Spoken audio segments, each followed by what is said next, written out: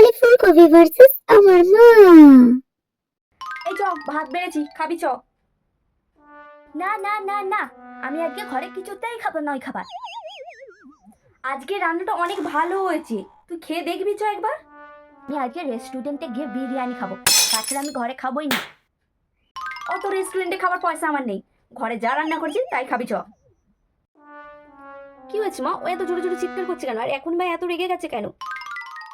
দেখ না সোনাই, ঘরে এত সুন্দর করে রান্না করছি, তাও উনি বাবু বলছে এখন রেস্টুরেন্টে বিরিয়ানি খাবে। কি হয়েছে বোন, এত বাইরে যাবো কি আছে, রেস্টুরেন্টেই বা আজকে খেতে হবে কেন? মা যা রান্না করেছে চল আমরা দুজনে খেয়ে নেবো, আর আমারও খুব খেতে পেয়েছে। চল তো আগে, বেশি কথা বলিস না, চুপচাপ চ, মা যা রান্না করেছে যে সেটাই খাবি, চল আগে। এই তুই চুপ কর, মায়ের চামচা। আর একটাও কথা না, চল আগে খাবি চ, বেশি না কথা বলে, বুঝলি? চল। আমি আজকে বিরিয়ানি খাবো রেস্টুরেন্টে গিয়ে, আর তুই ঘরের খাবার খা। কি রান্না করেছো মা আজকে? ওই তো বাঁধাকপির তরকারি, ফুলকপি আলু দিয়ে মাছ দিয়ে ঝোল। বোন চল, আজকে তোর সঙ্গে আমিও রেস্টুরেন্টে খেতে যাবো, আর আজকে ট্রিটটা আমি দেবো, চল।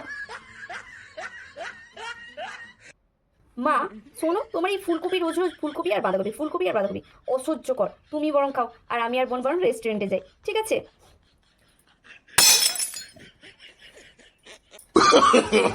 No, no, no, no. ভিডিওটা ভালো লাগলে অবশ্যই ঝটপট করে সাবস্ক্রাইব করে দাও প্লিজ।